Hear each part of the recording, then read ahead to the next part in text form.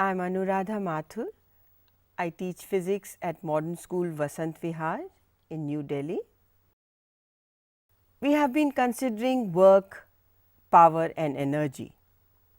In the last unit, we considered the definition of work, learned how to calculate it, saw that if the value of force changed, the value of work would also change. In this unit, we are going to consider the work calculation if the force is constant and if the force is changing, that means it is variable, it changes with time. We are going to learn how to draw graphs and how they may be useful. Then we will also try and do some simple real life example that might interest you. So, let us start with force being constant and try and recall from our previous lesson our equation of work as the dot product of force and displacement, and we are saying that the force is constant. As we said, it could be constant or variable. So, we will first draw the graph for constant force. This is my x axis and I will put displacement on it. The y axis is here and I will put force on it and apply my constant force, and it will be shown in this manner. Notice this graph is not competent to tell us about the angle between the force and the displacement. We are not even looking at that. Whatever be my value of theta, I can put for a constant force a graph like this. How does this help? Because the area under this graph for a certain displacement will give me the work done by the force in doing that displacement. Let us see, say from this location the displacement considered is up to this point, say this is some position S1. So, the graph area that is in question is this segment. Notice we just need to find F into S and we get the value for work. If the displacement was up till here, I would have to consider this additional section to calculate the total value of work. That is quite easy to understand. Now, let us see if a graph can help us calculate the work done in case the force is variable. You can have a choice of force which is steadily increasing, steadily decreasing, that means uniform increase or uniform decrease, or you could have it just changing any which way it wants. So, let us see the graph for constantly increasing force. On my x axis, as we have said, we will have the displacement, and on the y axis we have got the force. Now, this force starts from, let us say, a 0 value and increases to a certain value corresponding to say F1, and as a consequence of the force applied, say the displacement is up to a location S1.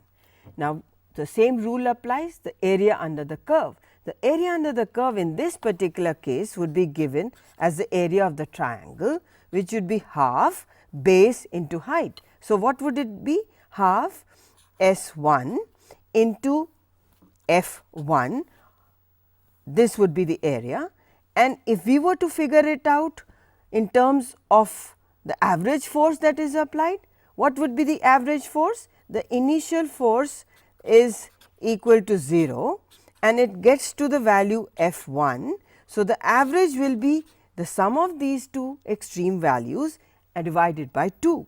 So, this is the average force. So, the work done as per our definition would be the average force multiplied by the displacement, and it would work out to be F1 by 2 into S, which is the same as this one. That means, the area under the curve is again giving us the value for the work. Let us consider a variable force which is not uniformly increasing, but just changing. These are very common in real life, and this is basically how it happens. So, this is the displacement and this is the force axis, but the force starting from 0 becomes more, less, like that. So, how do we now calculate the work done?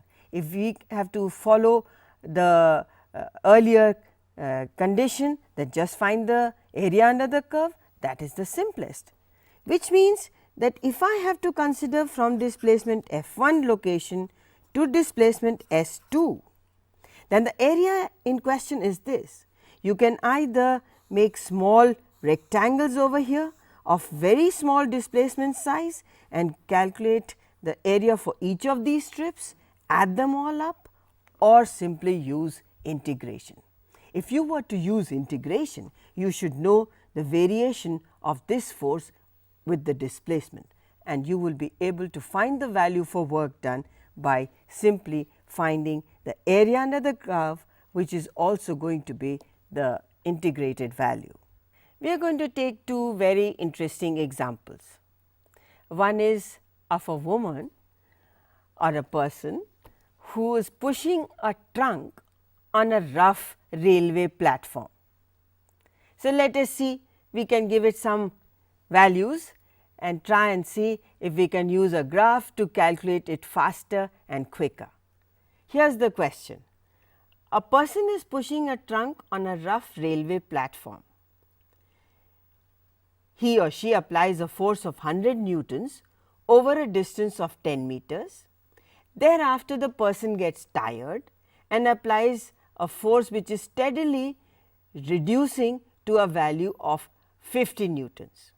The total distance moved by the person is 20 meters. That means, our trunk moves 20 meters and the force of friction is 50 newtons. We are required to calculate the work done by the two forces. Which are the two forces? The force that the person is applying as push and the force of friction, which is trying to resist this motion. So, we set out to draw a graph. What kind of a graph will we get? According to the question, if we see, the total displacement is given to us as 20.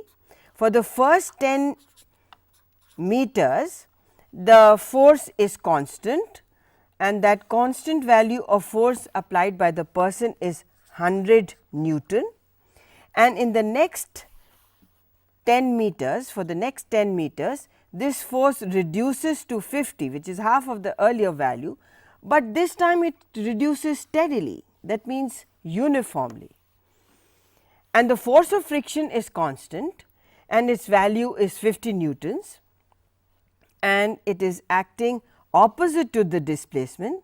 So, I will show it by a dotted line like this. Notice I have put this value of friction below this line.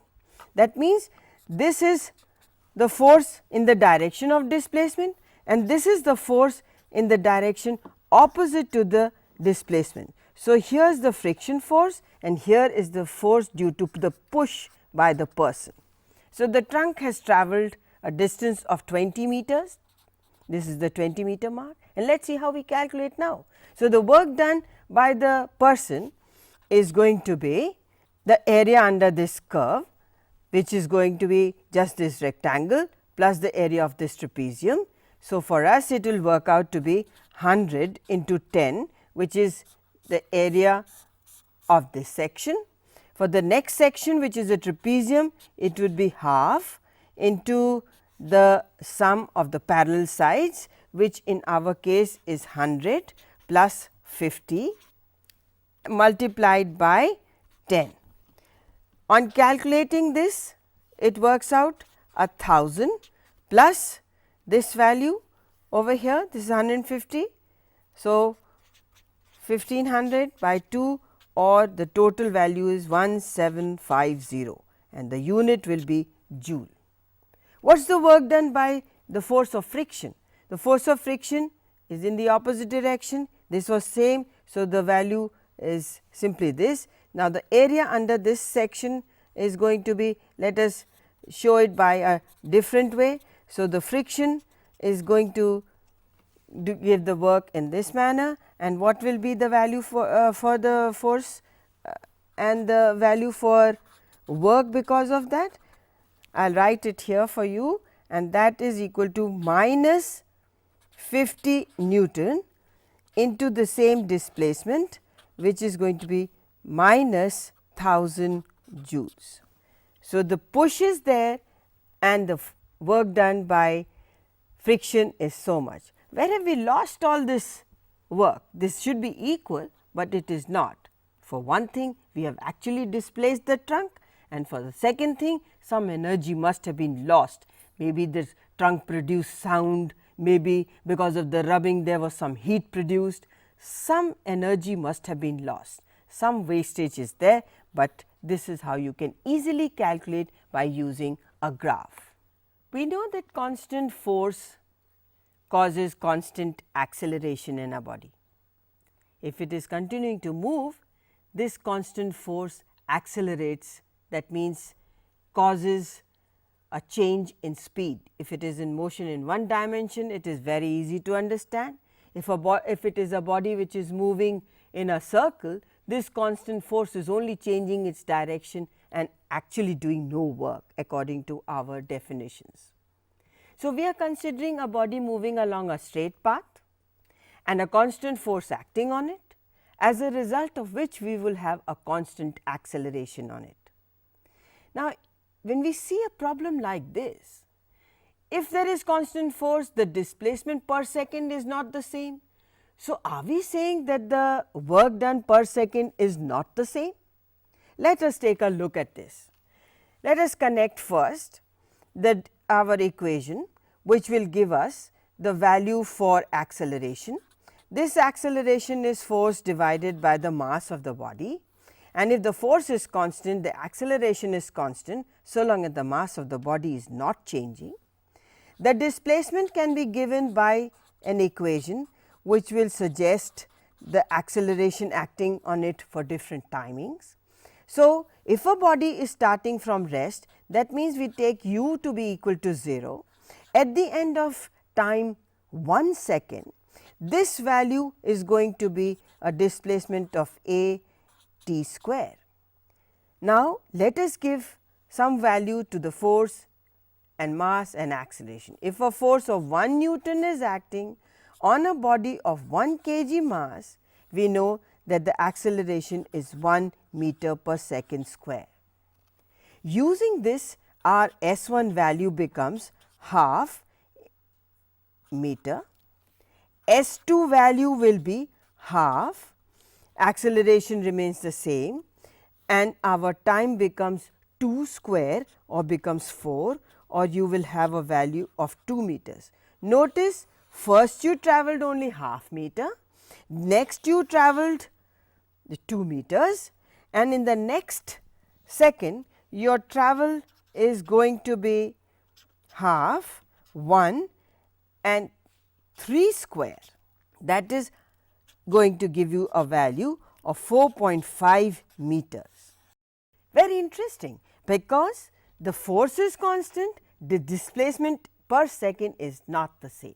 So, constant force is not doing constant work on that body every second.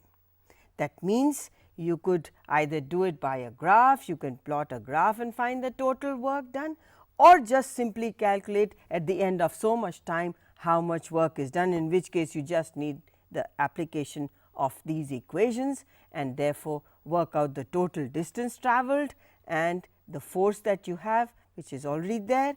Product of these two will give you the total work, but not the work done from the first second to the second, from the second to the third, or from the third to the fourth, and so on. Interestingly, this change in the rate of doing work needs to be described very, very often. For example, if you were to climb a set of stairs, the total displacement from the base of the stairs to the top remains the same. Let us see how. Here is a stairway,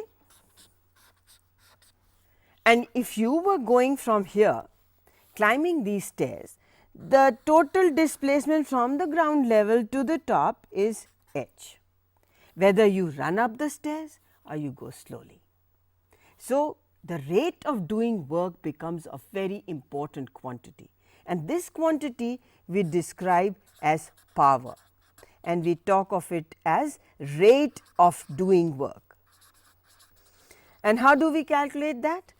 It will be just work done divided by the time taken to do so.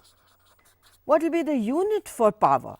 Unit for power would be unit of work divided by unit of time, that is joule per second.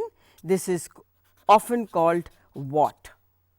What will be the dimensions for it? Dimensions of work, which is m L square T minus 2, and divide that by dimensions of time, and you are going to get the dimension for power as m L square T minus 3. This concludes our looking at two simple examples in real life and seeing how graph can be used to calculate the value for work. We have also seen that constant force does not mean that the work is going to be constant throughout the journey of a body. In fact, the rate of doing work continuously increases, and so we needed the term power, which describes the rate of doing work, and we have just seen that it should have a special unit and it should have new dimensions.